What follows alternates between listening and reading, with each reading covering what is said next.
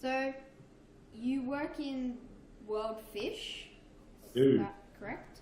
Yep. Yes. What do you do in World Fish? Like, do you help, what do you do? So World Fish is an organisation that conducts fisheries and aquaculture research in developing countries to try and improve how smallholder farmers can grow fish and how we can also make the environment for fish more sustainable. And my role is as the Director of International Partnerships and Program Delivery. So I have to do with who we work with and how we work with them. Cool. Thank you. What was the World Ocean Conference about? Was it like how to help fish? What?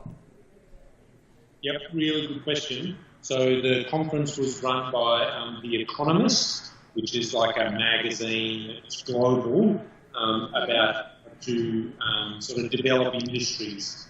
And the main focus of the conference was how we have a sustainable ocean into the future.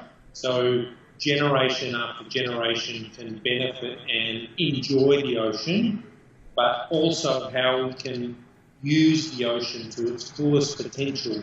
So the main point of the conference was this balance between having a sustainable natural resource, the ocean, forever and ever and ever, and how we can also now look at it to support communities, grow industries, contribute to the world sort of in the economy of the world, as well as the welfare of the world. And there's a balance to play in that. And so the conference talked about how we're going to try and reach that balance. Yeah, that's cool. So, this is just a question. What was your very favourite part? What was the highlight of the whole conference over the 2 days? Yeah, so can I say two highlights? Sure, go for it. They did two fantastic things. So at these conferences, often what you find is there are a lot of old people and usually old men talking because they've got lots of experience. But my two favourite things of the conference is, one, they interviewed 3 young women who are National Geographic scientists. Oh, yeah. Who were based, one in Sri Lanka, one in the Philippines, and one in the Pacific. And they talked about the research that they're doing.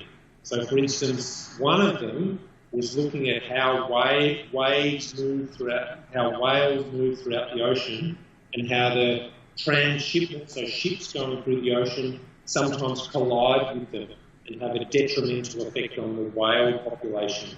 So they were really fantastic women presenting their science, which is what I'm right into, and how that contributes to the sustainable ocean so we can enjoy it in the future. So that was the first thing. The second thing was the conference was in Bali, which is an island in Indonesia. They interviewed 2 sisters, and those sisters, they were 14 and 11, so you know about your age. Yeah.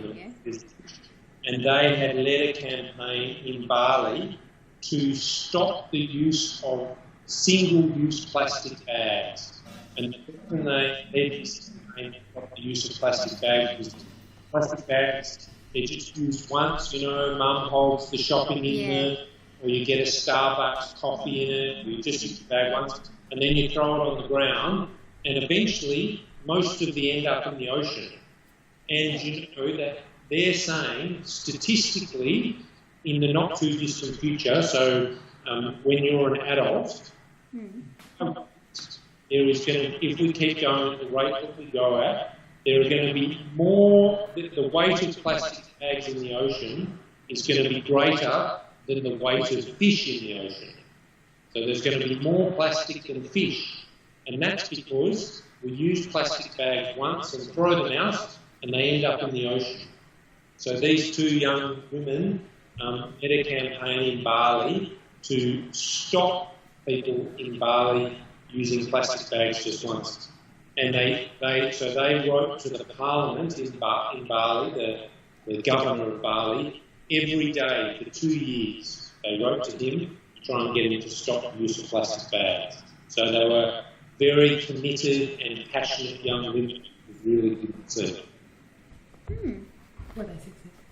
Were they successful? Like, did the Parliament agree to stop the use of plastic bags? And so they've been very successful in their campaign. So they've also started, Clean Up Australia Day.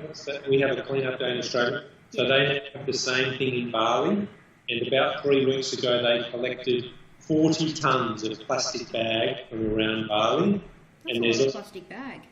A lot of plastic bags. And so they've also stopped the use of single-use plastic bags.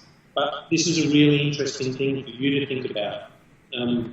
So there's a point that things that the government can do. So the government can say, okay, we've now got legislation or a law that says you can't use plastic bags. And then big companies, like a supermarket, can say, okay, we're not going to use plastic bags anymore. You have to bring your own bag to come to the supermarket. But really importantly for us is that we as individuals can choose to do something. So we can say, oh no, thank you, we don't need that plastic bag. You can keep that plastic bag. So we as individuals don't demand the plastic that ends up in the ocean. Yeah, that's a good idea. So,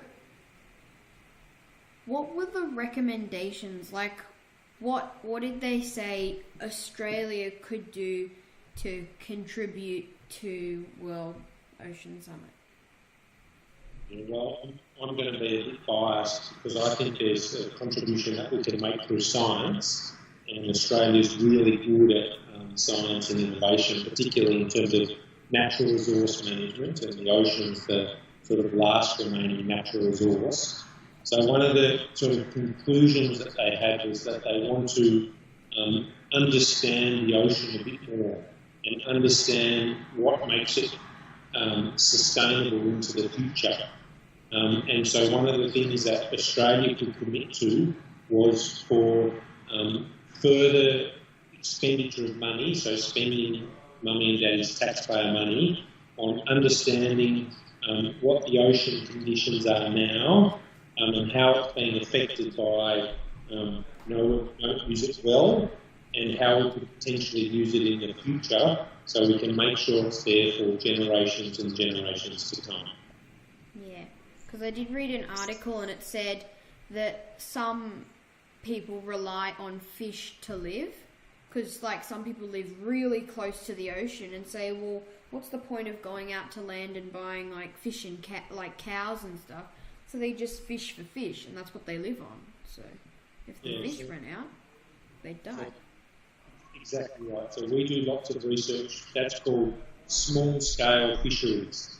And so that's essentially the point where communities interact with the ocean.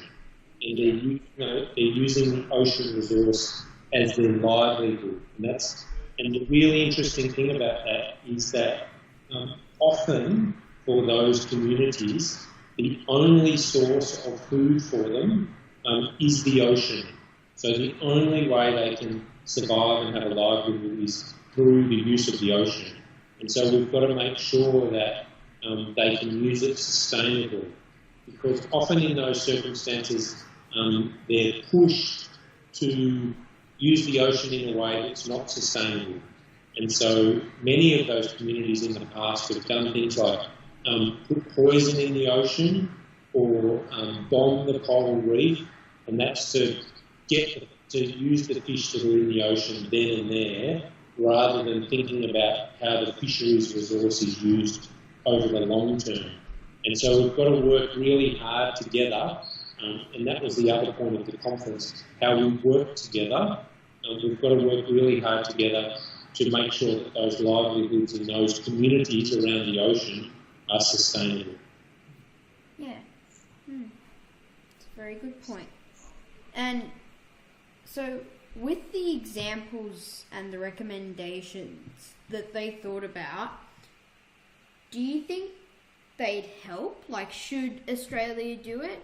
Or would it just be too hard, or it just wouldn't make much of a difference? Yeah, okay. So one of the things with really hard problems of the world and big challenges in the world is that they can sometimes seem insurmountable. It could seem like you really can't do anything about it, yeah?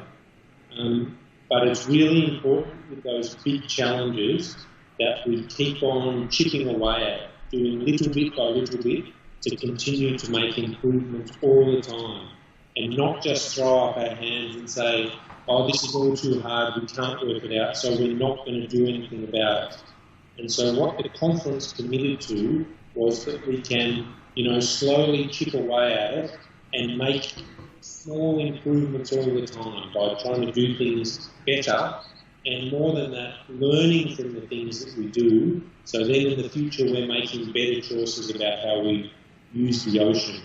So I can give you an example. When I was your age, there was a big hole over the ozone layer. And we thought, oh, we can't do anything about that. It's going to destroy the world, the sun's going to burn the world, etc., etc. First of all, science discovered why the problem was occurring, and then we worked out how to fix it through innovation and technology. And now mostly that hole in the ozone layer is fixed. And so that shows that we can fix a natural resource problem. And it's the same with the ocean. It's not in a particularly bad state at the moment, but if we don't look after it, the solutions are going to be difficult and challenging rather than preventing any problems from here. It's a very good point you make. Thank you. Thank you.